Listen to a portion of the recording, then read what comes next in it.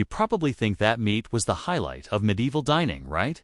Well, hold on, because we're about to talk about why meat in the Middle Ages wasn't exactly the juicy, tender roast we're used to today. In fact, the reality of medieval meat was pretty much the opposite. If you were one of the lucky few who had access to meat, you were in for a treat, though it wasn't always a delicious one.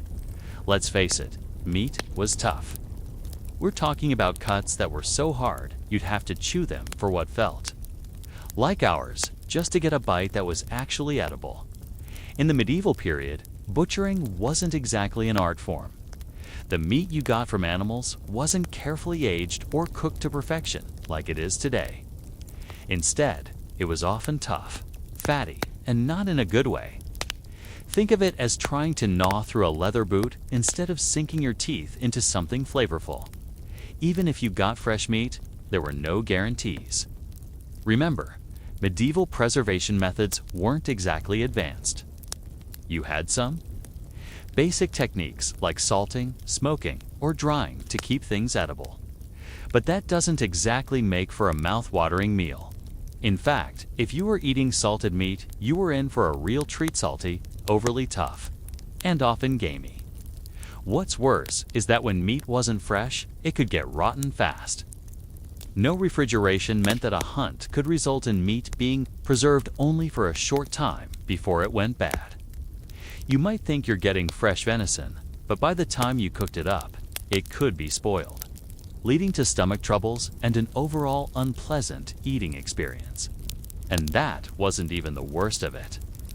Sometimes the meat was already spoiled when you got it, but you were too hungry to care because, let's be honest, when food is scarce, your stomach doesn't care if it's fresh or foul. Historians still debate how common bad meat was in the Middle Ages. Some believe that even though preservation methods were far from perfect, people still knew how to detect spoiled meat by smell and appearance. Others argue that many medieval people were simply used to eating meat that wasn't in the best condition, so they didn't think much of it. But let's not forget the noble classes, who probably had a slightly better selection of meatif. They were lucky. When you had the money and the power, your roasts were likely a little more palatable. You might even get a fancy wild boar or venison roast, but those still weren't the tender cuts you get today.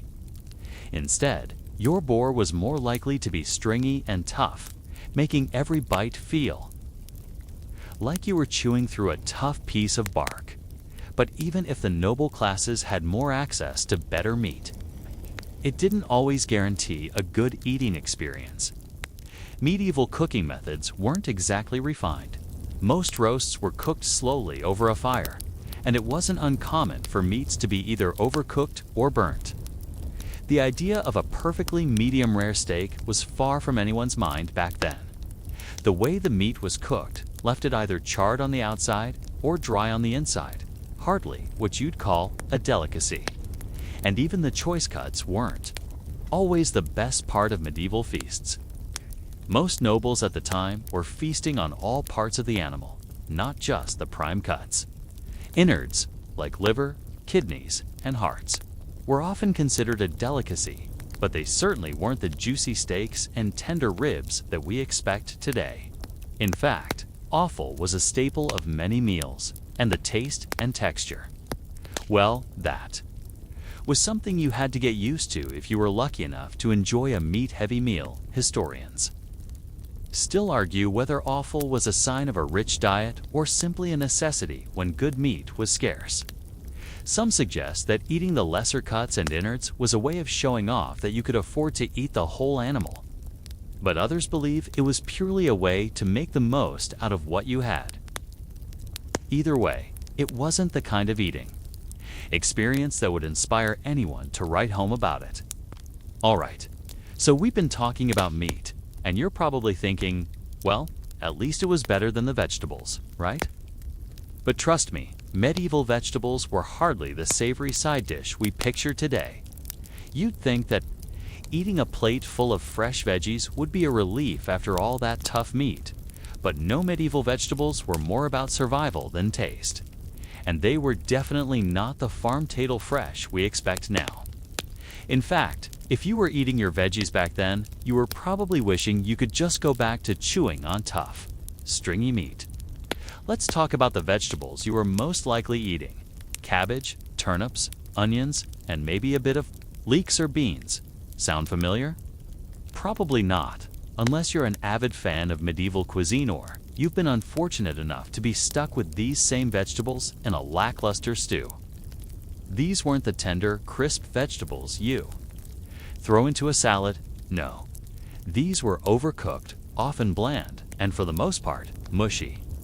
The most exciting thing about them: they were cheap and easy to grow, but that didn't make them flavorful.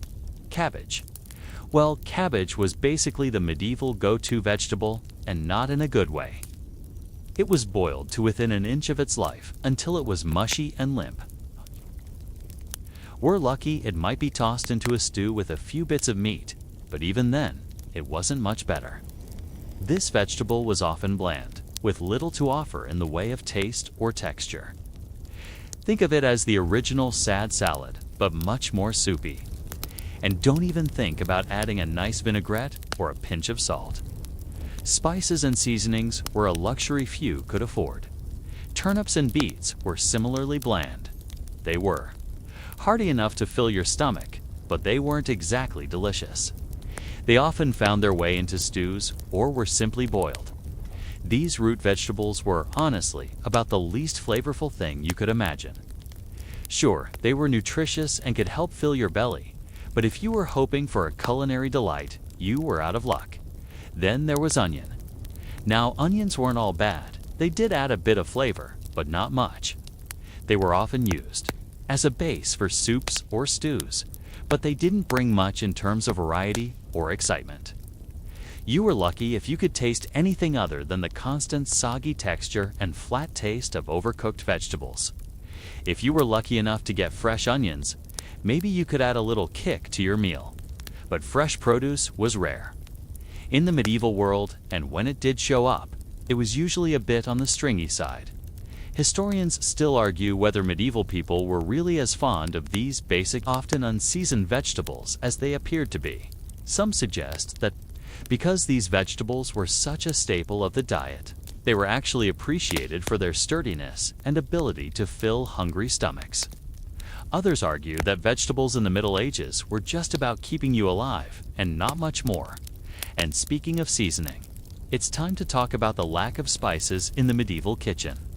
We've all heard about those rich medieval feasts where food was lavished with fancy spices, but in reality, the average medieval person didn't have the luxury of seasoning their food to make it flavorful. You think medieval food is bland today? You haven't seen anything yet? The medieval kitchen had a serious spice shortage. Spices, like pepper, cinnamon, and cloves, were rare and incredibly expensive. Only the wealthy could afford them, so most common folk were stuck with salt and maybe some herbs if they could find them. Without these spices, food was pretty much bland and unremarkable. Imagine trying to enjoy a bland bowl of cabbage, knowing there was no garlic or ginger to bring out some flavor. You'd probably be wishing for the days of a tastier, simpler life. But nope, that wasn't the reality in medieval kitchens. Historians still debate how much medieval people actually missed spices. Some think the lack of variety in medieval food led to a kind of adaptation, and people simply got used to it. But others argue that the spice trade was so important during the time that many must have longed for the flavorful meals enjoyed by the elite. There's even evidence suggesting that people were desperate to import spices from distant lands, creating demand that would eventually lead to the great spice routes. So far, we've seen just how rough things could get when it came to basic meals in the medieval world: stale bread, mystery meat, and flavorless vegetables. But there's something even worse lurking in the corners of medieval dining: rotten food. No refrigeration meant that preservation was a serious challenge, and food went bad faster than you could say, "What's for dinner?" Let's start with meat. The idea of eating meat in medieval times sounds great. Who doesn't love a juicy roast? But in reality, much of the meat you were eating was either dried, salted, or smoked, and even then, it was barely edible. Without refrigeration, meat would spoil fast, and there was no clear way of knowing whether what you were about to eat had been hanging around too long. When it wasn't salted or smoked, meat would often go off within a few days, leaving you with something that resembled a science experiment more than a meal. And that's if you were lucky enough to get fresh meat. For many medieval peasants, fresh meat was a rarity, and they had to rely on whatever leftovers or scraps they could find. Spoiled meat was often cut up and thrown into the stew pot, where it would be boiled and simmered for hours. You might have been able to hide the rank smell with a bit of salt or some pepper if you were lucky. But there was no disguising the fact that your meal was probably sitting around far too long. Imagine sitting down to dinner, thinking you're getting a hearty stew, and then realizing the meat is so old that it could almost walk away by itself. Historians still argue over just how bad medieval food preservation really was. Some suggest that medieval people were more in tune with the signs of spoiled meat, relying on smell and taste to determine if it was safe to eat. Others believe that the lack of proper storage methods led to a lot of foodborne illnesses, but people simply didn't have the means to understand or detect it. Whatever the case, rotten food was a part of medieval life, and many didn't have a choice in the matter. But if you think rotten meat is bad, let's talk about vegetables. Vegetables, as we know, weren't the highlight of medieval meals, and they were often eaten in their most basic form. Imagine cabbage sitting in a storage basket for weeks. By the time you get to it, it's wilted and almost decayed. Sure, it may have been fine when it was freshly picked, but after weeks of sitting in a dark corner, it's likely to become mushy and a little too ripe for comfort. Worse yet, vegetables weren't just left to sit in a basket. They were often stored in poorly ventilated spaces where the moisture and lack of airflow would speed up the rotting process. The next time you sit down to a fresh salad, think about how much of it would have been unappetizing and borderline spoiled if you had to store it without modern technology. Now, let's talk about the horrible world of preserved food. Imagine opening a jar of pickled fish or vegetables only. It's not pickled in the way we'd hope for a delightful, tangy bite. The preservation methods used back then were less about flavor and more about making sure you had something to eat, in case you couldn't find fresh food. Think brine, vinegar, or simply salt to keep things edible. These methods were effective in keeping food from completely spoiling, but they didn't exactly make food appetizing. You might end up eating something that's heavily salted, with a texture that's either slimy or mushy, depending on the method. Historians argue whether people in the medieval era actually found pickled foods to be a treat, or whether they simply ate them because they were one of the few things available to them. Some suggest that pickled foods were specialty items, while others believe that many medieval people ate them out of necessity, not choice. Either way, if you were eating food preserved by pickling or salting, it was likely bland, soggy, and lacking in freshness. Imagine eating a plate of pickled vegetables for every meal, day after day. And you'll start to understand just how tough things were. And let's not even talk about fish. That mystery fish you ate at the table might have been sitting in brine for months, and the chances of it being fresh were slim. Even the luxury of fish from rivers or oceans often came with its own set of challenges. If it wasn't salted or smoked, the fish you ate could be aged to the point of being almost inedible and a stench. Well, it might make you wish you hadn't eaten at all. The rotting food crisis was as much about survival as it was about desperation. It was a time when food safety wasn't really a thing. If you were hungry, you ate whatever you could get your hands on, even if it had been sitting around for weeks or months. The modern concept of fresh food was a luxury that medieval people couldn't even dream of. Now that you've survived thinking about spoiled meat, let's turn to another one of the true disasters in medieval dining: the lack of variety. Imagine eating the same thing over and over, day after day, with little to look forward to. For most medieval peasants, the concept of a diverse diet was simply a fantasy. Food choices were incredibly limited, and the idea of having a menu was non-existent.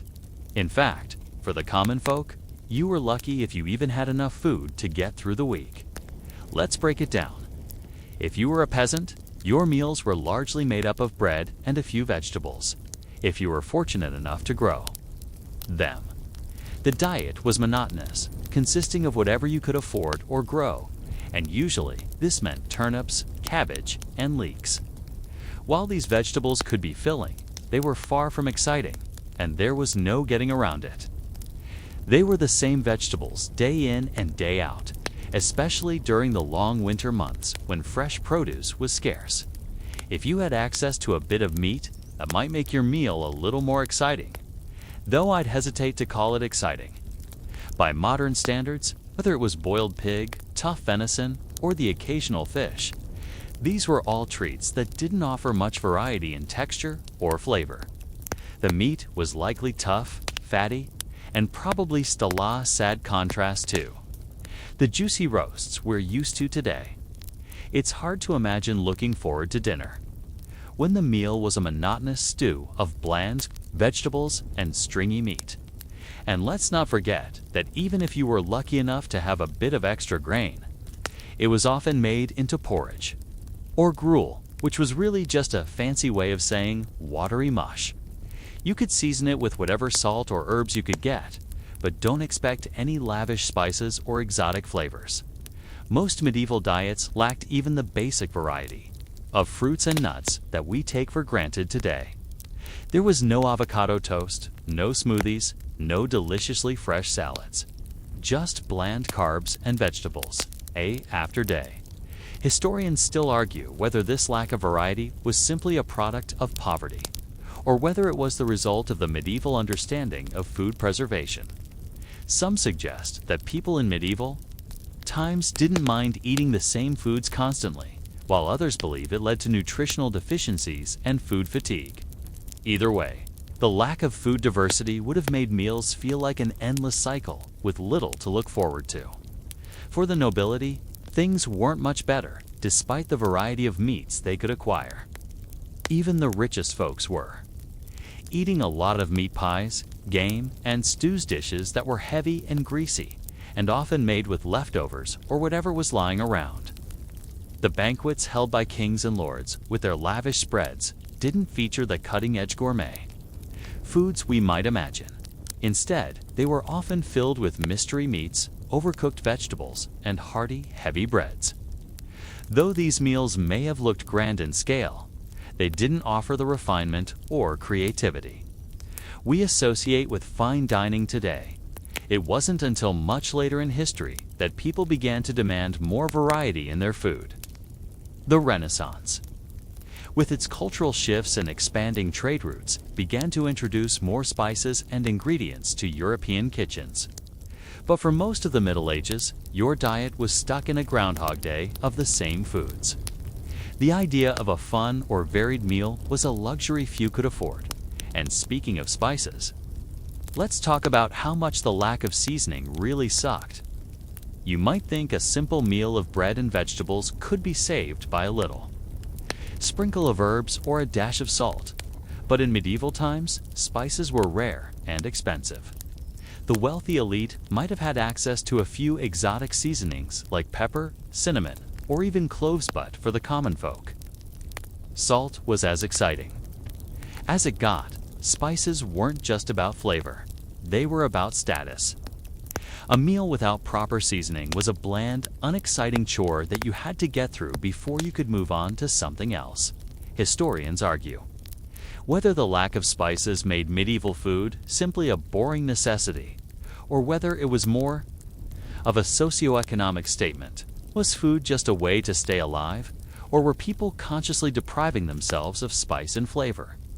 One thing's for sure, medieval food wasn't something that made you excited to eat. Now that we've covered how bland medieval food could be, let's move on to one of the biggest food disasters of the time: food preservation. Imagine for a moment that you're living in a time where refrigeration is a distant dream, and food goes bad in days instead of weeks. Your entire life depends on how well you can preserve the food for the coming months, especially during the long, harsh winters when fresh food is scarce. Let's start with meat. You know that juicy steak? You're probably imagining right now. Well, medieval meat wasn't like that. In fact, if you were lucky enough to get fresh meat, you'd have to eat it within a few days before it started to spoil. But even then, preservation methods were rudimentary at best. Most of the time, meat had to be salted, dried, or smoked. To keep it from turning into a science experiment, you might think salting would be enough. But salted meat was often tough, overly salty, and dry. The whole process was about survival, not taste. Imagine biting into a salted ham or a dried beef jerky that had been hanging in the kitchen for weeks. The texture was tough. The flavor was intense and, not in a good way, and the meat had distinctly funky odor that you couldn't quite escape, and the smoking process. Well, let's just say that smoked meat could last for months, but that didn't make it tasty. It often had a smoky, sometimes overpowering flavor that wasn't necessarily pleasant. You couldn't pop your meat in the fridge for later. It had to sit on a shelf, getting tougher and smokier by the day. Some historians suggest that medieval people simply got used to these preservation methods, as there were no alternatives. Others argue that people longed for the fresh meat that was just too difficult to acquire. For fish, the situation was no better. Fresh fish wasn't always an option, so it was often salted or smoked, much like meat. Fish, once fresh from the river or sea, would be packed in salt to preserve it, but it didn't take much time before the flavor became intense and fishy. Medieval people likely ate their salted cod or smoked herring with the same resignation that we'd experience eating a canned tuna sandwich. The problem wasn't just the saltiness. The texture of salted fish could turn from delicate to almost rubbery, especially if it sat in storage for too long. Let's move on to vegetables, which, unlike meat, weren't preserved by drying or salting, thankfully. Instead, vegetables would either be pickled or stored in root cellars for the winter months. Pickling might seem like a decent option, but medieval pickles weren't the crisp, tangy treats you might find in a deli today. They were often overly sour and limp, the result of fermentation and a whole lot of vinegar. Imagine pickled cabbage or pickled onions that you were expected to eat as part of your daily meals. Hardly appetizing, right? Root cellars, while they kept certain vegetables like turnips and cabbages from spoiling, didn't do much to improve the quality or taste of the vegetables. Without any way to stop them from shriveling, vegetables would often lose their crispness and become mushy or soft, which made for a pretty disappointing meal when you were expecting something fresh. You could be looking forward to a hearty stew and then end up with a soggy bowl of wilted cabbage. Doesn't exactly scream comfort food, does it? Historians still argue whether medieval people had a better grasp on food preservation than we give them credit for. Some suggest they were quite adept at storing food for the long winter months and used methods like salting and pickling as a way of keeping their diets varied, while others believe that much of what they ate was tough, overcooked, and devoid of flavor. What's clear is that preserving food was an art, but it was one that often failed to produce anything remotely pleasant to eat. And let's not forget the lack of preserved fruits. Imagine a world where you can't just grab a fresh apple from the fridge. Instead, fruits would be either dried, jellied, or made into compotes with honey. But drying fruits wasn't the same as eating them fresh. Dried fruits were chewy, often overly sweet, and could end up with a tough, leathery texture. That was just a far cry from the juicy fruits we enjoy today. Preservation, while essential, didn't exactly lead to gourmet meals. The preserved foods of medieval times were less about flavor and more about keeping you alive. Imagine enduring months of salted fish, pickled vegetables, and dried out meats with the occasional bit of fresh bread. Freshness was a luxury you could rarely afford, and if you managed to find something fresh, it was likely gone within a few days. Alright, so we've talked about how preservation made medieval food tough and unpleasant. But now let's move on to one of the most soul-crushing aspects of dining in the Middle Ages, the lack of sweet treats. You probably think that the Middle Ages were a time of lavish feasts. But here's the hard truth. Sweets were practically non-existent in medieval diets, at least for the common folk.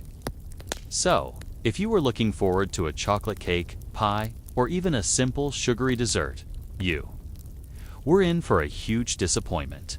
The desserts you dream of today didn't even exist back then. Let's start with the sugar situation. In the medieval period, sugar was incredibly rare, and only the wealthiest had access to it. The sugar we use today, refined and cheap, didn't exist. The sugar people used in the Middle Ages was often from honey, which was expensive and reserved for those with money. So, while the rich could afford to sweeten their food and drinks with honey or imported sugar, the common folk had to make do with whatever they could find. For the poor, sweet treats weren't even a realistic dream. In fact, the only sweetness they got came from fruit or whatever honey they could scrape together. You might think that the occasional bit of fruit would be a refreshing break from the salty stews and pickled vegetables. But most medieval fruits were seasonal and not readily available year-round. Apples, for example, were sour, and the more exotic fruits like pears or cherries were luxuries for the rich, often preserved in syrup or dried for later use. Historians still debate whether medieval people really missed having sweets the way we do today. Some believe that the medieval palate wasn't as sweet-toothed as ours, and that they preferred savory foods in general, even when they did manage to get a little honey or fruit. Others argue that the absence of sweets would have made life feel even more dreary. After all, who doesn't look forward to something sweet after a long day? Not having a reliable dessert would have made meals feel all the more monotonous. So, what about the rare occasions when medieval people did get their hands on something sweet? Well, let's just say that the sweet foods that did exist back then weren't the sugary treats we imagine. A medieval sweet could be anything from a honeyed custard to spiced cake sif. You were lucky. But these sweets were often overly spiced with cinnamon, cloves, and other strong spices, making them more about the heat than the sweetness. The idea of a dessert wasn't about indulging or treating yourself to something rich. It was more about using whatever ingredients were available to make something that could at least pass for sweet. And then there was the issue of preserving sweet foods. Even if you were fortunate enough to get a batch of honey cakes or some spiced fruit, you couldn't just pop them in the fridge for safekeeping. These desserts often spoiled quickly, making them even rarer and harder to come by. Imagine getting a taste of a honey cake, only to find it hard and moldy by the time you get your second bite. The whole situation was a far cry from the sugar-laden world we live in today, where we can have ice cream, cakes, or even a chocolate bar at our fingertips. You had to be wealthy or extremely lucky to get something sweet in medieval times, and even then, it wasn't guaranteed to be flavorful or fresh. Historians still argue whether medieval people actually missed having sweets or whether they simply didn't think of food that way. Some believe that the medieval diet was structured more around survival than pleasure, meaning that any food, even if it was bland, would have been a welcome sight. Others suggest that the lack of dessert made medieval people more resourceful, finding ways to make do with whatever they had, even if it wasn't much. Either way, we can safely say that sweetness was not a staple of medieval life, and that lack of sugar left meals feeling incomplete. If you've ever felt disappointed by a lack of dessert, just imagine how medieval people must have felt at the end of every meal. No sweet indulgence to look forward to. No chocolate to satisfy that craving. No cupcakes to lift their spirits. Sweets weren't just rare, they were practically unheard of for most people. Now that we've suffered through the sweet drought of the medieval world, let's talk about the real kicker in medieval dining, the hygiene situation. You might think medieval food was bad because it was stale, tough, or lacking in flavor. But things could get a lot worse when we talk about the actual cleanliness of food. Picture this. You're sitting down to a meal, excited to dig into whatever mystery stew you've been given, only to realize that everything you've just eaten was prepared in conditions that would make any modern-day food critic break out in a cold sweat. First of all, let's talk about utensils. More accurately, the complete lack of them. In the early medieval period, the concept of a knife, fork, and spoon wasn't even a thing for the majority of people. The average person would eat their food using their hands, and sometimes a piece of stale bread. Yes, that same rock-hard bread we mentioned earlier would be used as a sort of plate. You might dip it in your soup or stew, using it to soak up whatever liquid you could find. Sure, it worked, but it wasn't exactly sanitary. You were basically eating with your hands, wiping them on your clothes or the nearest cloth when you were done. Now, let's take it one step further. Imagine all those dirty hands transferring to the food. You were sharing dishes with everyone at the table, likely eating from the same bowl or pot. That means if one person had dirty hands or, heaven forbid, a cough, you were likely sharing in those germs too. In fact, historians still argue whether medieval people even had a concept of personal hygiene when it came to food. The idea of washing your hands before eating wasn't something that was practiced by most of the population. If you were lucky, you might have a bit of water to wash your hands, and if you had access to it, but that was about it. And if you thought eating with your hands was bad, just wait until you hear about the state of the kitchen. Medieval kitchens were pretty much the opposite of clean. They were smoky, dark, and often filthy, with grease and grime building up over time. Food was prepared over an open flame in large cauldrons or iron pots, but these pots were rarely, if ever, thoroughly cleaned. Imagine that same pot being used day after day to cook meat, vegetables, and whatever else you could find. Over time, it collected grease and residue, making each meal a little more suspect. Not to mention, these kitchens often house animals like chickens and pigs. You can imagine how much animal waste might be tracked in from the outside. Historians debate whether medieval people ever questioned the hygiene of their food or whether they simply didn't know any better. Some believe that germs and bacteria weren't even concepts back then, so people didn't worry much about how clean their kitchen or utensils were. Others argue that the sheer amount of disease and sickness in medieval times may have made people a bit more desensitized to poor hygiene. Either way, it wasn't just the food itself that made people sick, it was the conditions under which it was prepared. And speaking of sickness, foodborne illnesses were unfortunately a big part of medieval life. Without modern refrigeration, food spoils fast, and the idea of storing food in a clean or sanitary way didn't exist. The risk of contamination was high, and food was often consumed without any real knowledge of how bacteria or germs worked. If you ate food that had been sitting out for too long or was cooked in unsanitary conditions, you were at risk of contracting food poisoning or other illnesses that could ruin your day or your life. It wasn't uncommon for medieval people to contract diseases like dysentery, salmonella, or botulism from improperly prepared or stored food. The poor hygiene and questionable food practices didn't help matters. And to make it worse, when someone in the community got sick, it wasn't like they could go to the doctor. Treatment options were primitive at best, and in many cases, the cause of illness wasn't even understood. So, if you ate something undercooked, spoiled, or contaminated, you were likely on your own to suffer through it. Historians still argue whether medieval people understood the link between bad food and disease. Some believe that certain groups, like medieval physicians, had some understanding of foodborne illnesses. But it wasn't until much later that science really began to make connections between food contamination and sickness. In the meantime, Medieval people continued to eat questionable food in questionable conditions, all while unknowingly setting themselves up for stomach aches and worse. So, now that we've taken a hard look at the hygiene disasters of medieval dining, let's talk about the food famine, the dreaded time when food wasn't just hard to find, it was downright scarce. Imagine this, you're in a medieval village, and the weather's been awful.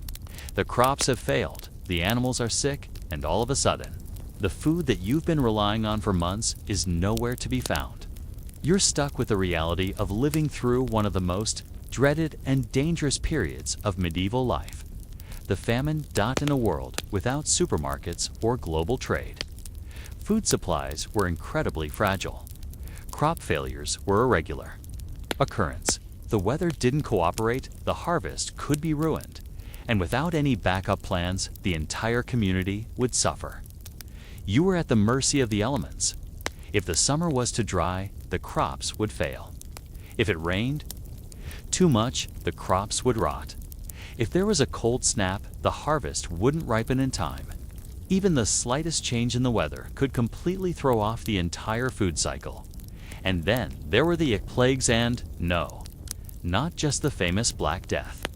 In medieval times, outbreaks of disease and pestilence were regular occurrences, and they often had a direct impact on food supplies. Plagues could kill off huge portions of the population, leaving less labor available to work the fields, plant crops, or tend to livestock. And when the population was reduced, food became even more difficult to come by. You were stuck with a shrinking supply of workers and a shrinking supply of food.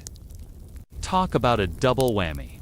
Historians still argue whether medieval people understood just how fragile their food supply was.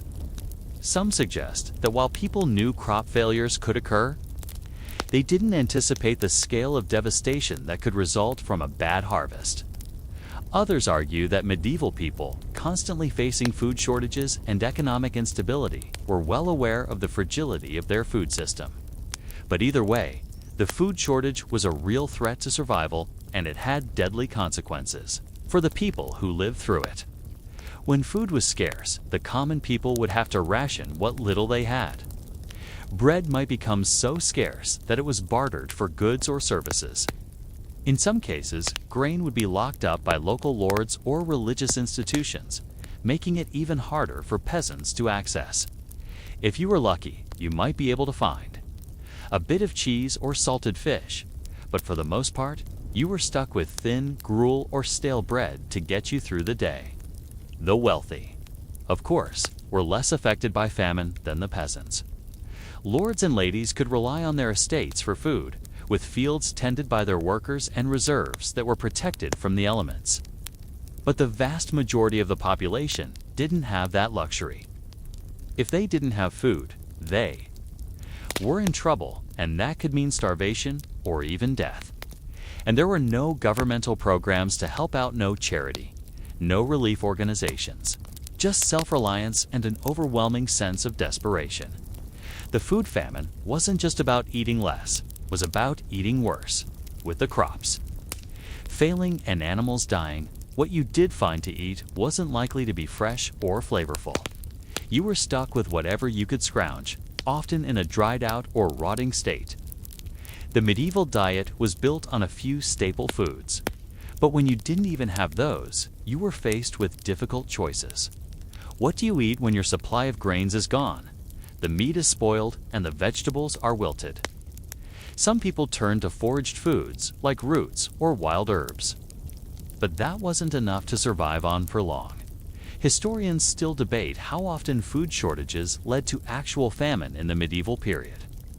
Some argue that famines were relatively rare, with most food shortages resolved within a season or two, while others suggest that the constant threat of famine shaped much of medieval life.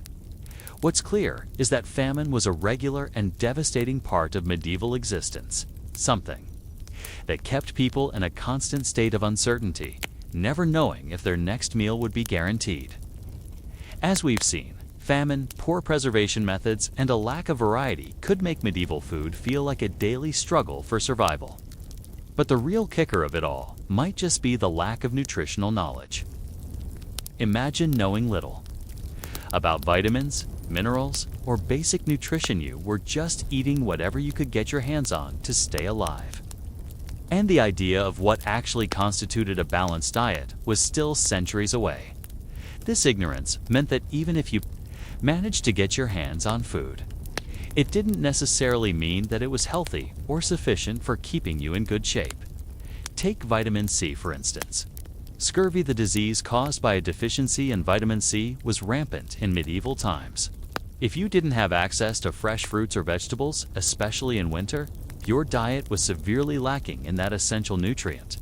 Without it, your body would start breaking down, swollen gums, loose teeth, and an overall sense of fatigue would set in. But no one in medieval times had any idea that the problem was a lack of vitamin C. All they knew was that they felt awful, and they had no real clue why. Then there was the problem of iron deficiency. If you didn't have access to fresh, iron-rich foods like meat or certain vegetables, you were likely to experience symptoms like fatigue and weakness, symptoms that were often written off as just part of life. It wasn't until much later that people started connecting these symptoms to actual nutritional deficiencies, but medieval people just dealt with it. You wouldn't be running to the local doctor for advice about your iron levels because, well, there were no doctors to tell you about iron-rich foods. Historians argue whether medieval diets actually caused the widespread illnesses that we associate with nutrition today. Some believe that medieval people were healthier than we think, living off their high-protein stews and whatever wild game they could hunt. Others argue that the constant malnutrition and lack of variety led to the high rates of disease and poor health. Either way, nutrition wasn't something people worried about in the medieval world. They ate what they had to eat in order to survive, and often that meant being underfed or undernourished for long stretches of time. Let's also talk about hunger. Not the kind you experience before a meal when your stomach growls, but the kind of hunger that gnaws at you day after day. In medieval times, the fear of hunger was a constant companion, especially if you were poor or lived in an area prone to bad harvests. Imagine going for days or weeks without anything that could fill your belly. You'd scrape together whatever. You could find maybe some bread, maybe a bit of vegetable stew, but not enough to satisfy your appetite. Your stomach would feel like it was constantly empty, and there would be nothing you could do about it. This wasn't just a temporary hunger pang, this was starvation. And it was a very real concern in medieval times. Historians still debate whether hunger was the biggest problem for medieval peasants. Some argue that people managed to cope with hunger better than we realize, simply because they were used to it. Others suggest that hunger led to a host of health problems, including mental fatigue and physical weakness. Either way, it's clear that medieval people spent much of their lives living on the edge of starvation, not knowing if their next meal would be enough to fill them up or even be safe to eat. But it wasn't just the lack of food variety or the poor nutrition that made medieval dining a nightmare. The sheer effort of getting food could be enough to make you want to give up entirely. Forget about taking a quick trip to the grocery store. Getting food meant working the land from dawn to dusk, tending to animals, and praying for a decent harvest. Even if you were lucky enough to grow your own crops or raise your own animals, weather patterns were beyond your control. A drought could wipe out a season's worth of grain, and a cold snap could kill off all your fruit trees. You didn't just need a meal, you needed luck. Historians argue whether medieval people are more resilient or exhausted from the constant fight for food. Did they actually adapt to the hardships of their diet, or was it a daily battle against poor nutrition and hunger? One thing's for sure, life wasn't easy, and food was one of the greatest challenges medieval people had to face. Few survived. You were one of the lucky ones, and your body was likely to feel the effects of that battle for the rest of your life. At this point, you're probably feeling pretty grateful for your modern meals takeout, pre-packed salads, or even that weirdly satisfying instant noodle pack you keep on hand for emergencies. But before we end this tale of medieval food disasters, let's address one more crushing reality of dining in the Middle Ages: the constant risk of contamination. Imagine, if you will, sitting down to a meal with all your neighbors or family members, perhaps gathered around a large communal bowl. It sounds a little cozy, right? But what if I told you that this communal dining was likely the breeding ground for disease? First off, medieval people didn't have the luxury of individually wrapped food or even the basics of food safety. Cross-contamination was practically a guarantee. Eating with your hands, no forks, spoons, or knives meant that food was constantly coming into contact with dirty hands. You might have just wiped your hands on your tunic or dipped them into a communal bowl, where your neighbor had already taken a handful. If they had a cold or infection, you were probably in for a good dose of whatever they had. And let's not even get started on the idea of proper cooking temperatures. Today, we have thermometers to check whether our meat has reached the perfect 165 degrees Fahrenheit. But medieval cooks didn't have that kind of technology. The meat might have been cooked over a flame, but without precise temperature control. There was a good chance that your meal was either undercooked or overcooked. Both could lead to serious illness. Undercooked meat, especially poultry or pork, could leave you with a nice little gift of salmonella or trichinosis. Now, imagine spoiled food like rotten meat being served to you in a stew or soup. With no refrigeration, meat could spoil within a few days. And if it wasn't properly cooked or preserved, you were basically gambling with your stomach lining. Historians still debate how often foodborne illnesses affected the medieval population. Some believe people were resilient and just learned to cope with the constant low-level sickness that came with bad food, while others suggest that foodborne diseases were far more prevalent than we realize. After all, the concept of germs didn't even exist in the medieval world, so you didn't even know that eating rotten food could land you in the grave.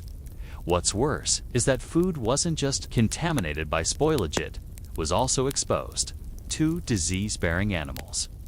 If you didn't have a proper storage system, you were probably dealing with a good amount of rodents and insects in your food supplies. Rats, those furry little thieves, were constantly roaming around in the grain stores, and they didn't care whether you were using that grain for bread or a batch of stew. Add to that the fact that medieval food was often stored in dark, damp places, and you had a perfect environment for pests to thrive.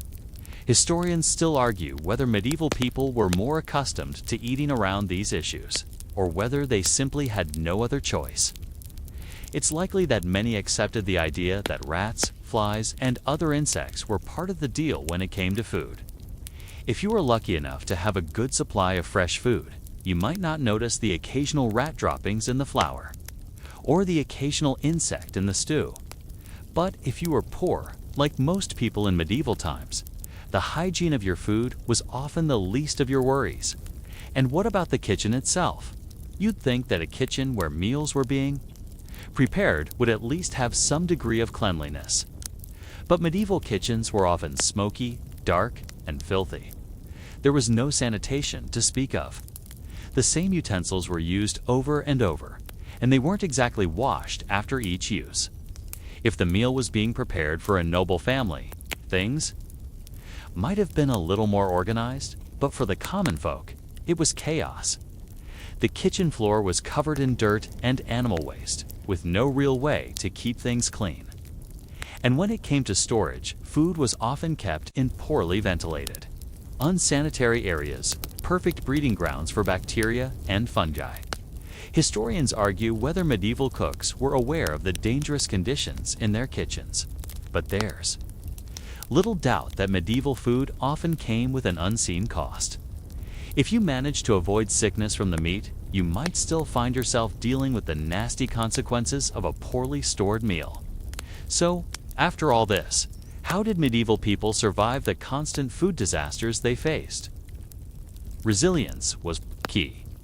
Despite the rotten food, the lack of variety, and the questionable hygiene, they still managed to get by, often with a lot of trial and error. For the common folk, A meal was a battle for survival, but for the nobility, it was just one more way to assert their power and wealth. If you could afford better food, you were in a different league entirely, and yet, no one was safe from the perils of medieval eating. Asterisk. Let's shift gears for a moment and talk about one of the most crucial and, frankly, disastrous parts of medieval dining: the sheer lack of cleanliness in food preparation and serving. This wasn't just about messy kitchens or the odd rat scurrying through your grain. This was about the deep-rooted system of food contamination that medieval society had to live with. If you thought food safety was something only modern people care about, you'd be seriously mistaken.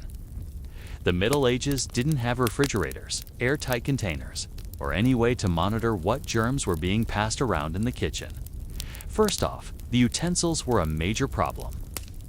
In an era where personal hygiene wasn't exactly a priority, let's just say that people didn't exactly go washing their knives or spoons after using them. In fact, most meals were eaten by hand. If you were lucky, you might get a wooden spoon to scoop up your stew, but that didn't guarantee cleanliness. After all, you're eating with your hands. And if you're sharing a dish with everyone at the table, what are the odds that the food stays clean and uncontaminated? If your neighbor had a cold or wasn't exactly a fan of washing their hands, you were likely to be sharing more than just a meal.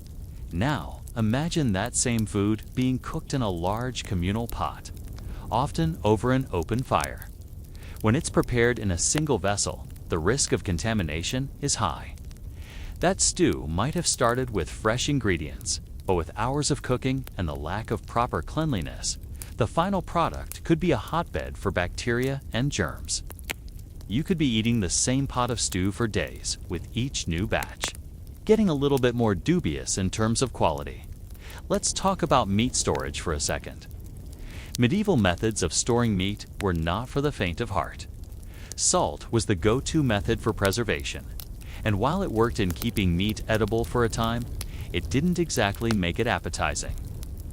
Salted meat had a distinctive flavor, and you often ended up chewing on the fatty parts, not exactly a gourmet experience. And if that meat had been sitting in a dark, damp storage area for months, it was a good chance that it had picked up a few undesirable guests. Even smoked meats, while better preserved, could taste like they had been left out in the elements for too long. For those who were particularly unfortunate, they might have had to rely on the lesser-cut offal, like the liver, kidneys, and heart, which were tough and not very appetizing for the average medieval diner. But let's face it, if the only meat you could afford was a guts-on-nard stew, you weren't exactly living the dream. For those with more wealth, it wasn't much better. Even the noble classes ate meat that wasn't always prepared or stored properly.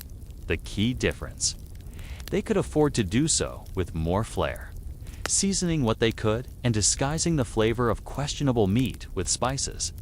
Speaking of spices, the lack of seasoning was a huge issue for medieval food. Imagine eating a stew of root vegetables, meat, and whatever scraps you could throw together, only for it to be tasteless because you had no access to spices. Salt was really the only seasoning most people could afford, with herbs like parsley, or sage being sprinkled in when they could get their hands on them. Pepper, a highly sought-after commodity, was for the rich, and even then, it wasn't always available. Without these spices, medieval food was about as exciting as a brick of stale bread and a scoop of overcooked vegetables, historians argue. Whether medieval people actually knew how bland their food was, or whether they had simply become accustomed to it. Some believe they were fine with the simplicity of their meals, while others argue that the lack of spices and seasoning led to food fatigue, a kind of resignation to the fact that meals were just about getting through the day, not about enjoyment. Another aspect of medieval dining was the fact that food wasn't just about nourishment. It was deeply intertwined with social status. The wealthy could afford to eat well, while the poor were left to fight for whatever scraps they could scrounge up. The rich had access to game, better meat, and possibly even spices to make their meals more enjoyable. The poor, however, had to make do with whatever they could grow or find.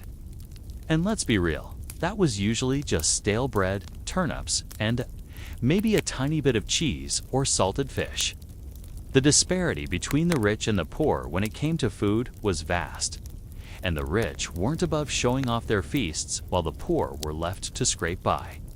Historians debate whether food inequality was more about economic class or social control.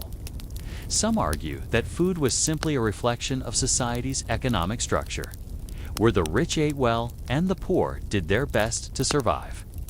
Others suggest that food inequality was a way to maintain power, with the wealthy using their access to food as a way of dominating the lower classes. Either way, the gap between what the rich and poor ate was one of the harsh realities of medieval life, and it made those privileged feasts seem even more out of reach for those struggling to get by. By now, you're probably feeling a little less enthusiastic about medieval dining, and I don't blame you. But there's one more aspect of medieval food that we simply can't ignore: the survival aspect of eating. In medieval times, meals weren't about comfort or indulgence, they were a constant battle for survival. Every bite of food was a gamble, a test of whether what you were consuming would provide the necessary energy to make it through the day, or if it would result in a slow, painful illness. This wasn't just about eating for pleasure, it was about eating to live. To understand the survival mindset behind medieval eating, let's take a moment to consider the incredible toll that hunting and gathering placed on the average person. If you were one of the common folk, you probably weren't living on a vast estate where livestock and grain were in plentiful supply. Instead, you were tilling the soil, struggling against bad weather and poor harvests while trying to maintain a meager existence. The food you ate came at the cost of sweat, hard work, and often long hours of back-breaking labor. Even if you grew your own food, it didn't always turn out the way you hoped. The weather didn't cooperate, your crops could fail, and you'd be left fighting for scraps. And that's assuming you had a little bit of land to grow your food in the first place. For many medieval peasants, the idea of owning land was a far-off dream, and most had to rely on what they could borrow, rent, or share with others. So, when you managed to grow something, whether it was turnips, cabbage, or a few meager grains, you weren't exactly getting a bounty of delicious vegetables. It was bare minimum food, enough to fill your stomach, but not nearly enough to feel satisfied. Hunting, though, was a bit of a different story. While it might sound romantic to think of knights and peasants heading out to hunt in the woods, the reality was far from ideal. If you weren't part of the upper class, you were likely restricted in your ability to hunt. The wealthy nobility had the rights to hunt in certain areas, and they jealously guarded their hunting grounds. For the common folk, hunting was either a crime or something you could only do on a small scale. The wild animals you hunted weren't abundant, and chances were high that you would come back empty-handed. And if you did manage to catch something, whether it was game like deer, wild boar, or even smaller animals like rabbits, the quality of the meat depended on how quickly you could get it back to your village and preserve it. No refrigeration meant that anything you didn't eat immediately had to be preserved through smoking, salting, or drying, all of which affected the taste and texture of the meat. So, even if you were lucky enough to catch something, the joy of fresh meat didn't last long. It was quickly turned into something tough, stringy, and sometimes downright unpleasant. What about the wealthy? They weren't necessarily in the same boat as the peasants, but they still faced their own challenges when it came to food. Though they had access to better meat, fresh fruit, and exotic spices, they were still dealing with issues like food preservation and the constant battle for food variety. Sure, they might eat more like kings, but their meals weren't immune to spoilage or contamination. And let's not forget that many medieval feasts, despite their extravagance, were built on a foundation of bad hygiene, questionable preservation methods, and a great deal of guesswork as to whether the food was actually safe to eat. The bottom line is that whether you were rich or poor, medieval food wasn't a luxury. It was a necessity. The difference was that the poor lived with a constant fear of scarcity, while the rich at least had variety. Even the upper classes couldn't escape the reality that medieval meals were based on basic survival. Sure, the wealthy could afford spices and better cuts of meat, but at the end of the day, food was just another way to show who had power and who didn't. Historians still argue about the role food played in medieval social structures. Was it about power and status, or was it simply about survival? The nobility may have had access to better food, but their meals didn't guarantee happiness. And the peasants? Well, they were simply trying to get through each day without starving. Food was one of the most basic forms of control in medieval society, shaping the lives of everyone from the lowliest serf to the most powerful king. Asterisk. As we continue this exploration of medieval food and its utter disaster, let's dive into one of the least glamorous realities of dining in the Middle Ages: the lack of drinking options. We like to think of medieval times as being a period of lavish feasts and plenty to drink, maybe some meat, wine, or even a hearty ale to wash down that tough, salty meat. But let's be honest, water, not the safest bet. So, if you weren't in the upper class, you weren't exactly sipping on refreshing beverages during your meals. Let's start with water, which, in medieval times, was far from the pure, crisp liquid you'd expect from your modern tap. Rivers, streams, and wells were often the primary sources of drinking water. But the sanitation in medieval cities was non-existent. The water supply was often contaminated by human waste, sewage, or even dead animals, making it a breeding ground for all kinds of diseases. Imagine drinking that water, hoping to quench your thirst, only to find yourself fighting off a serious stomach bug. Even the wealthy weren't immune to this. In fact, they often had private wells but still faced the same issues of contamination, especially in crowded or unsanitary cities. But it wasn't just water that medieval people drank.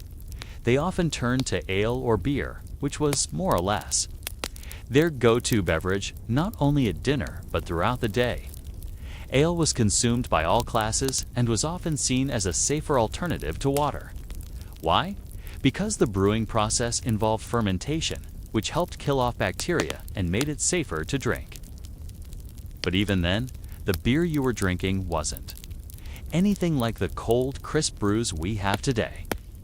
It was likely thick, sour, and strong, far from the refreshing pint you're used to. And it was often served lukewarm, so no ice-cold lagers here.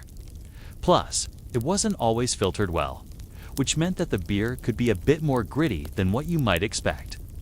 Imagine that, with every meal, especially with stewed vegetables and tough meat, hardly a satisfying pairing. But it wasn't all ale and beer. For those of a higher status, wine was the drink of choice. Noble families would have access to fine wine, imported from places like France or Italy. But even their wine wasn't the same as the vibrant reds or crisp whites we drink today. The medieval wine was often sweetened with honey, spiced with herbs, sometimes diluted with water to lower the alcohol content. It was also cloudy, unfiltered, and likely to leave a strange aftertaste. So what about the poor? If you were among the working class or living in a village, your options were significantly limited. You likely drank beer, but if that wasn't available, you might turn to small beer, a low-alcohol version, or even gruel or porridge as a way to fill your stomach and hydrate. These were usually made with water and grains, which were easier to come by, but not exactly exciting. Historians still argue whether medieval people actually enjoyed the beer and wine they drank, or whether they consumed them simply out of necessity.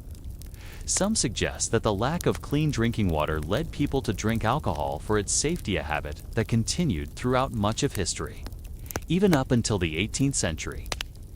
Others believe that beer and ale were considered delicacies in medieval times, especially for those who had access to good quality brews. Either way, drinks were consumed more for survival and hydration than for enjoyment, leaving meals even less exciting than they already were, in addition to beer and wine. Mead, the fermented drink made from honey, was also consumed, but it was far more common among the elite. It wasn't something you'd likely find on the average medieval table, except during special occasions. However, mead had its own set of problems. It was sweet, sometimes cloying, and typically high in alcohol, making it a bit too much for daily consumption. Historians often debate whether people in the medieval world truly enjoyed the limited drink choices they had, or whether they just learned to adapt to the options available. Either way, drinking was less about enjoyment and more about survival, finding something that could keep you hydrated or help you avoid sickness from contaminated water. Let's face it, if you were living in the medieval era, you were drinking whatever you could get your hands on, whether it was beer, water, or wine. You weren't sipping it for pleasure. You were drinking it for necessity. For us today, it might seem like a nightmare to live in a world with limited beverages, no cold drinks, and unclean water. But for the medieval population, it was just part of the harsh reality they lived with. Asterisk. By now, you've probably figured out that food in medieval times was a daily struggle or battle of survival, full of tough meals, little variety, and questionable hygiene.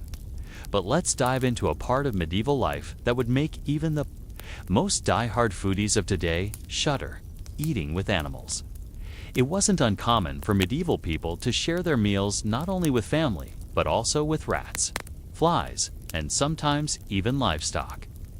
Yes, you heard that right, your meal could very well include a side of animal. Not by choice, but by necessity. Let's start with the storage of food, which was, frankly, a disaster.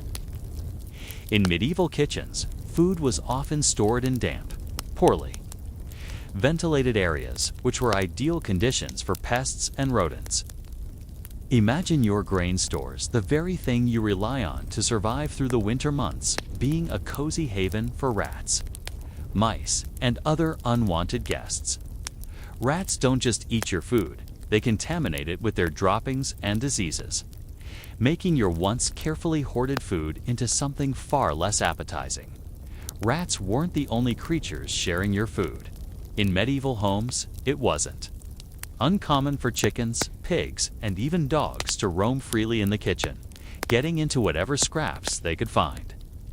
Those chickens you raised for eggs, they might wander around pecking at whatever food they could find, spreading germs and dirt along the way. And let's not forget about the dogs that were often given scraps.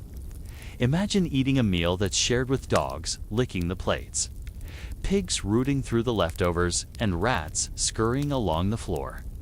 Hygiene, well, it was an afterthought at best.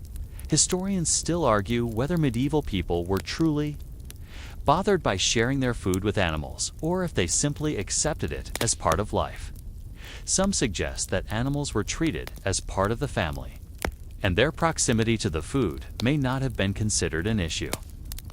Others argue that medieval people probably didn't even realize just how unsanitary their food conditions were, especially since they didn't understand things like germs or disease transmission. If you thought that was bad, let's take a moment to talk about the kitchen conditions. The kitchens of medieval homes, especially those of the poor, were basically cesspools of germs. There were no modern stoves, no sinks to wash utensils, and certainly no sanitary regulations to speak of.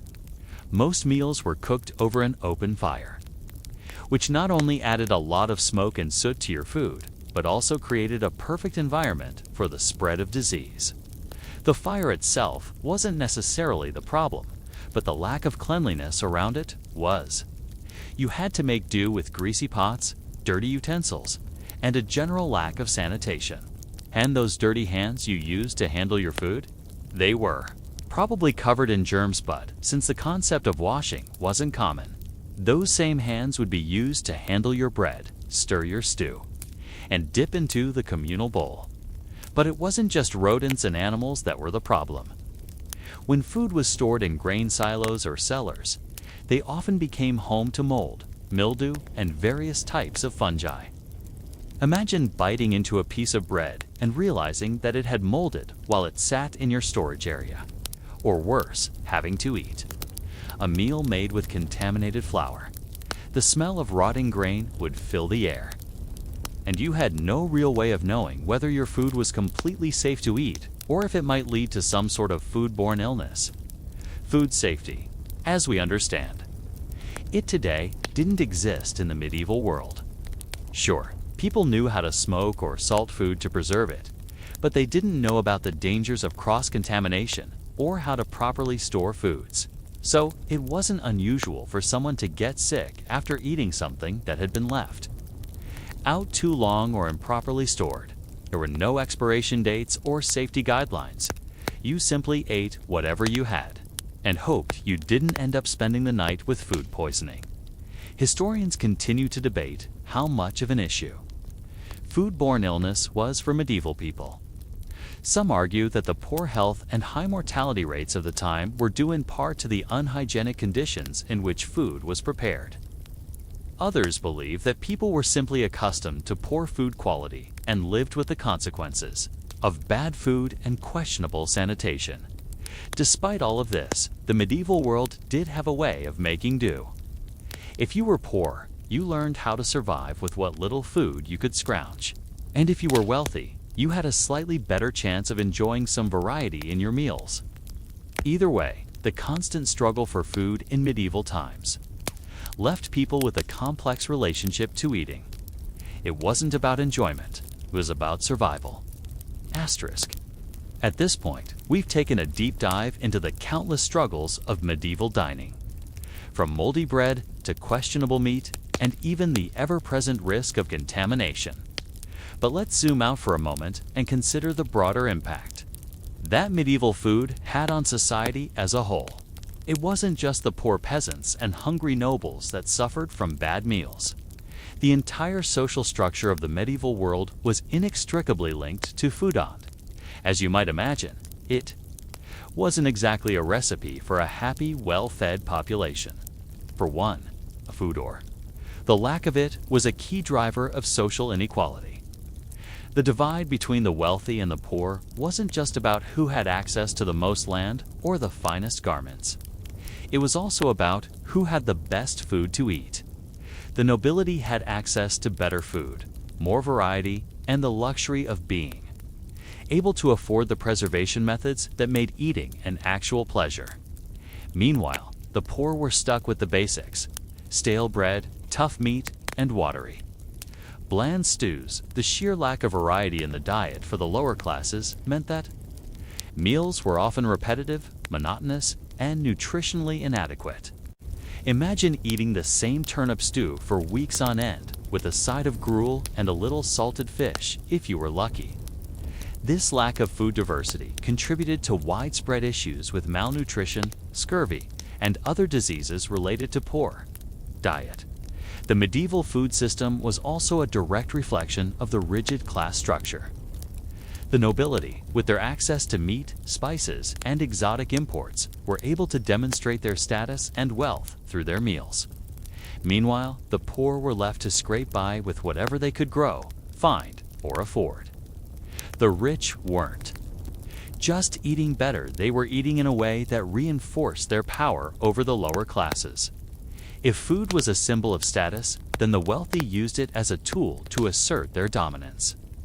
The medieval banquet was as much about showing off as it was about eating.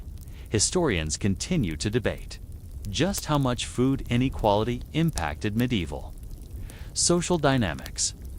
Some argue that the disparities in diet were simply a reflection of economic conditions and the scarcity of food in certain areas, while others suggest that food and the way it was consumed played a key role in reinforcing the power structures that kept the rich in control. Either way, it's clear that the food system of the medieval world wasn't just about sustenance, it was about preserving the hierarchy that divided society. But food inequality wasn't just a matter of who ate better. also had a direct impact on health. A poor diet often meant poor health, and those who couldn't afford to eat well faced a higher risk of disease and malnutrition. The medieval world had no concept of vitamin deficiencies, and yet many people lived with the effects of them every day. Without access to fresh fruits and vegetables, many medieval people suffered from scurvy, rickets, and other diseases caused by nutritional deficiencies. The effects of poor nutrition were widespread. For the common people, long periods of hunger and malnutrition led to weakness, fatigue, and disease, which often left them unable to work or contribute to their communities. The nobility, though better fed, were not immune to poor health. Even they had to deal with the effects of overindulgence, heavy meals, and rich food that led to ailments like gout and obesity. The lack of balanced nutrition meant that everyone, regardless of class, had to deal with the consequences of a world where food was never quite enough. In addition to health issues, the medieval food system was also subject to external forces like war, bad weather, and crop failure. Imagine being a farmer in a medieval village, having worked tirelessly all year to grow your crops, only to see them wither or rot because of a sudden drought or flood. Famine was a constant threat to medieval society, and it wasn't just the poor who suffered. War and invasions could devastate food supplies, and trade routes could be disrupted, making it harder to get fresh food from neighboring regions. If you weren't fortunate enough to have a good harvest, you might spend months or even years living on whatever you could scrape together, often road-ridden, tough, and spoiled food. Historians argue whether medieval people lived in constant fear of food shortages or whether they'd become resilient to the regular hardships of bad harvests and famine. Some believe that famine was a fact of life, but that it didn't necessarily define people's daily experiences. Others suggest that food insecurity was a constant presence, always lurking in the background and making people acutely aware of their vulnerability. In the end, medieval food wasn't just about eating to live. It was about surviving a world where food was both a luxury and a necessity, often beyond your control. Whether you were rich or poor, food was something that determined your status, your health, and your ability to survive another day. For the peasants, it was a constant struggle to find enough to eat, while for the wealthy, food was a tool used to maintain power. But no matter your social status, one thing was clear. In medieval times, food was never guaranteed, and it was never something that could be taken for granted. Asterisk. Now that we've discussed the social and health consequences of medieval food, let's shift focus to another one of the greatest struggles in medieval dining: the sheer monotony of meals. Imagine eating the same thing day after day, with little variation and no relief from the endless cycle of bland, repetitive food. In medieval times, the concept of a varied diet wasn't just a luxury, it was an impossible dream for most people. If you were a medieval peasant, your daily meal was likely to be bread, gruel, and maybe a bit of vegetables or salted meat if you were lucky. And when I say lucky, I'm referring to the rare moments when you didn't have to deal with tough, stale bread or mystery stew. Let's talk about bread again. It was the cornerstone of nearly every meal, yet it was often a dry, dense, and practically inedible form of sustenance. Unlike the soft, fluffy loaves you can find at your local bakery today, medieval bread was typically made from coarse grains like barley, rye, or oats knot, exactly the most palatable options. Even worse, bread was often stale or even moldy, making it hard to chew and downright unappetizing. But bread was cheap, so it was the staple food for the vast majority of medieval society. If you were really unlucky, the bread was made with weevil-infested flour or had been sitting in storage for months, giving it a nice grainy crunch from all the bugs. If you weren't eating stale bread, you might have been served gruel or a thin porridge, both of which were made from whatever grain was available. Imagine a watery, unseasoned mush that would do little more than fill your stomach. Gruel and porridge were often seen as the cheapest forms of sustenance, especially when there were few options to provide any nutritional value. Gruel could sometimes be made with water, barley, or oats, and might have a bit of meat or vegetables mixed in, but even then, it was still pretty unremarkable. Eating this every day wouldn't exactly inspire a sense of satisfaction.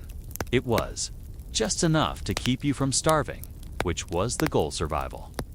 Not enjoyment, but don't get too excited about vegetables. You weren't going to be served anything fresh or crunchy. You see, vegetables in medieval times weren't exactly the shining stars of the meal, and they were often overcooked to the point of being mushy. Cabbage, turnips, and leeks were some of the most common vegetables you might have found in a peasant's stew. And while they were nutritious they didn't exactly make your taste buds dance with joy. Think of the flavorless cabbage that's been boiled for hours in water, making it soggy and mushy. And you'll get a taste of what most medieval diets were like. And don't even get me started on the turnips. They were frequently boiled or stewed until they were tender, but their bland, rooty flavor was far from appetizing. Historians argue whether medieval people actually liked their food or whether they simply had no choice but to eat what was available.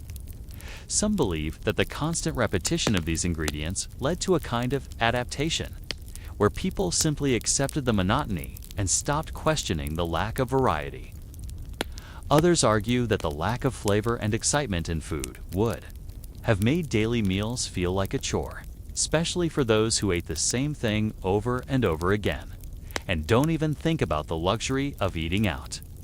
While today, you can grab a meal at a restaurant or enjoy a takeaway dinner in the comfort of your own home, that wasn't a reality for medieval people. The medieval dining experience wasn't about variety or options, it was about making do. With what you had, meals were cooked at home, in family kitchens, and eating out wasn't something that most people could afford. For the common folk, it was all about self-sufficiency and working the land, meaning that meals often lacked the complexity and variety we take for granted today.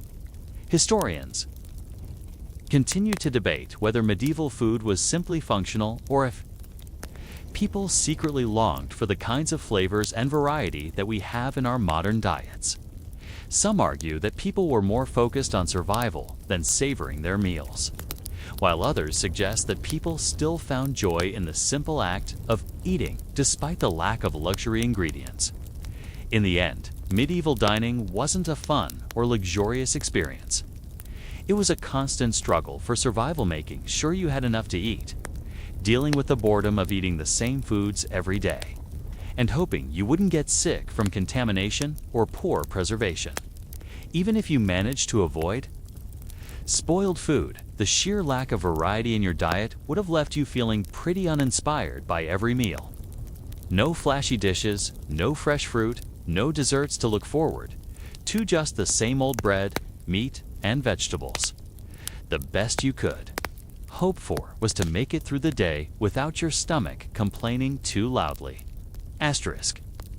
We've now gone through some of the grim realities of medieval food: stale bread, rotten meat, unappetizing vegetables, and the constant struggle for food survival. But what about the occasional luxury or treat that might break up the endless monotony of a peasant's diet? Surely, there were moments when food could provide a bit of joy or even a taste of something special, right? Well, as much as we'd like to think there were lavish meals waiting for everyone, medieval feasts were still very much dictated by the same themes of scarcity and social status. The wealthy had access to indulgences, but the common folk were still fighting for the same dull, boring staples. Let's talk about what luxury meant in medieval food. When you were wealthy in the Middle Ages, your meals were much more exciting than anything a peasant could imagine. While the common folk were stuck eating the same old bread, gruel, and tough meats, the elite dined on delicacies like wild boar, venison, and sometimes even peacock or swan. These were the showpieces of their banquets, often served with much flair and fanfare. If you were part of the noble class, meals weren't just about eating. They were a chance to show off your wealth and status.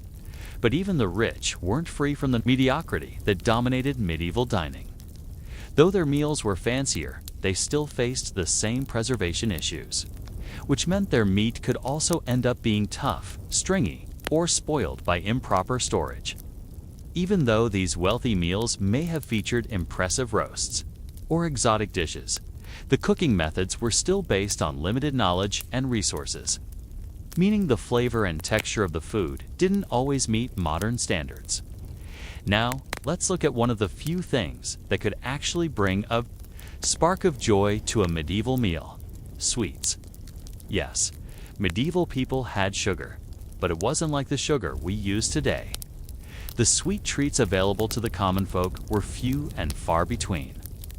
But for the rich, things like spiced honey cakes, sugared fruits, and tart desserts were occasionally available. Honey was the primary sweetener, and sugar was a luxury that few could afford. These delicacies weren't as we know them today. They were likely much more spicy than sweet, thanks to the extensive use of spices like cinnamon and cloves. Even these desserts could be heavily spiced, making them taste quite different from the sugary indulgences we're used to now. Of course, the lack of sugar meant that these sweets were still quite primitive compared to modern standards. A medieval sweet treat was more likely to be a honeyed custard or a spiced fruit pie than the cakes, pies, and pastries we enjoy today. And for the common folk, sweets were a rare treat almost never available to them. If you were lucky enough to get a handful of honey, you might dip your bread into it, but that was the extent of medieval indulgence. Forget chocolate, caramel, or even vanilla. It wasn't until much later that Europeans began to enjoy chocolate. And even then, it was reserved for the elite. Historians debate whether medieval people truly understood the concept of dessert, or if it was simply a byproduct of having access to rare, sweet foods. While some believe that medieval people would have had a more limited view of what constituted a treat, others argue that the sheer lack of sugar and sweetness would have led to a constant longing for sugar-rich foods. Either way, the fact remains that sweets were, for the vast majority, something of a rarity. When we think of medieval feasts, we often picture extravagant meals with multicolored pies, exotic meats, and plenty of spiced wines. But the truth is, those meals were mostly limited to the upper class. For most of the population, food was a much more basic necessity than something to be enjoyed. Even if the nobility enjoyed a hearty banquet, it wasn't necessarily an enjoyable experience. It was often still a battling ground for survival, especially when it came to food preservation, hygiene, and health. Historians continue to argue whether medieval feasts were really as enjoyable as we think. Some believe the upper classes were genuinely able to indulge and enjoy a wider variety of foods, while others suggest that even the wealthiest were still dealing with overcooked, tough meat and bland vegetables, despite their access to fancy spices and imported treats.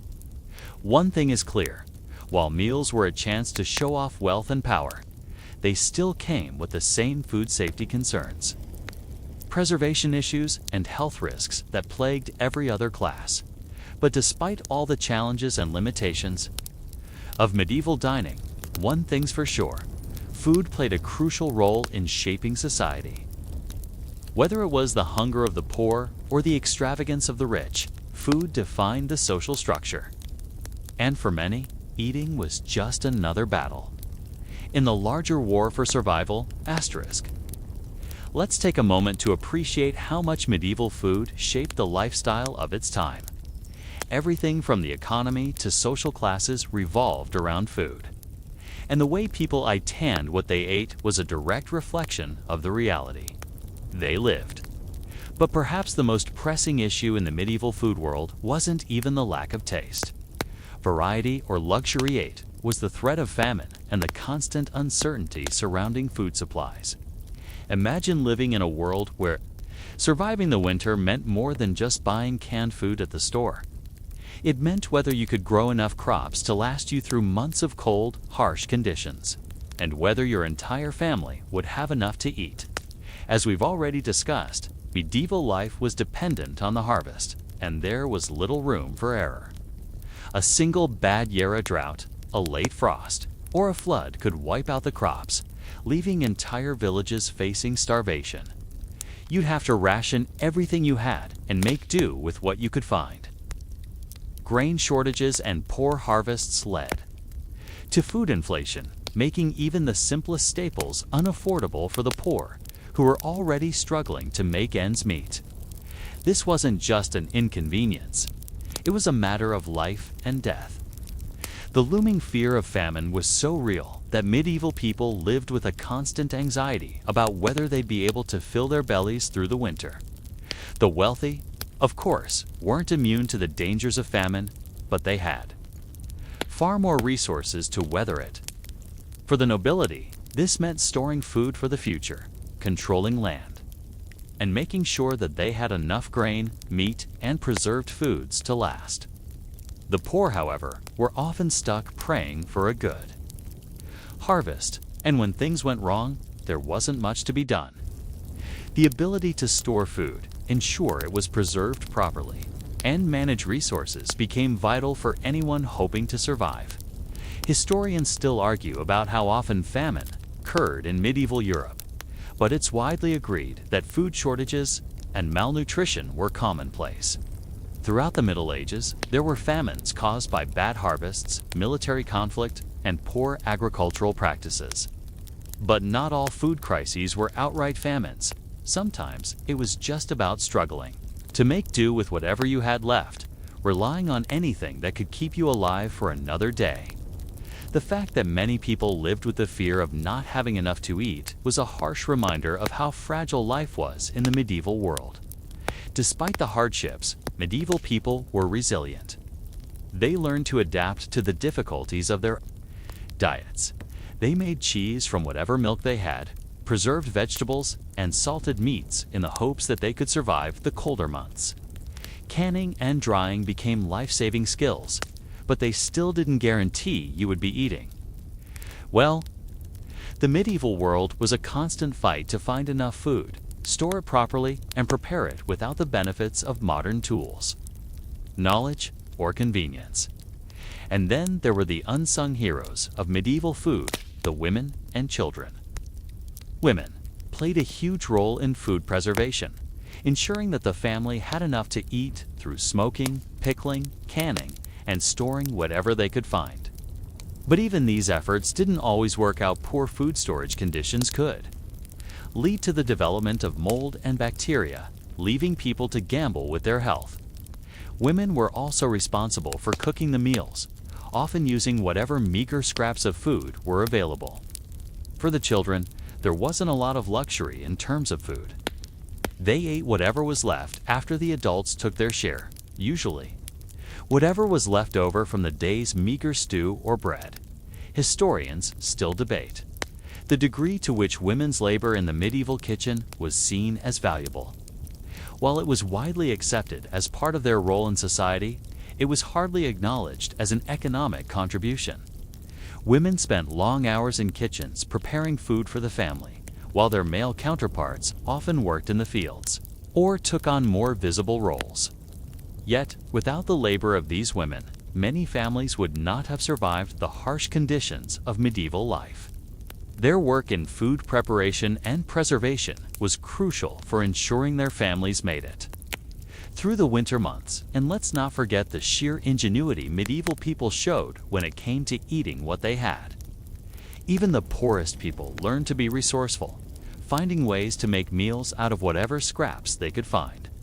Leftover bones, meat, fat, and grains were transformed into stews, soups, and porridges. And if you were lucky, you might find a small treat like a handful of dried fruit or a chunk of cheese. It wasn't glamorous, but it was survival. And survival was the name of the game in the medieval world. Eating was about making do, not about enjoying food, but about getting through the day without starving. Asterisk. As we reach the final chapter of this journey through the food struggles of medieval times, let's slow down and reflect on just how much the state of dining impacted the everyday lives of those living in the Middle Ages. from the blandness of common meals to the constant uncertainty surrounding food supplies, the medieval world wasn't exactly a culinary paradise. In fact, it was a constant battle for survival, with food often being the most unpredictable and challenging part of everyday life. But despite all the difficulties they faced, people still managed to adapt to their circumstances, finding ways to make do with what little they had. Whether they were salting meats, preserving vegetables, or simply relying on the seasons, medieval people had to be resilient to make it through the year. And even though they didn't have the luxury of fresh, diverse meals every day, they learned to appreciate what they could get. The real irony of medieval food lies in how much we, in modern times, take for granted. We can walk into a grocery store today and find fresh, varied produce, meats, and spices from around the world, things that were out of reach for the average medieval person. While today's food choices may seem overwhelming at times, it's a luxury that simply wasn't available in the past.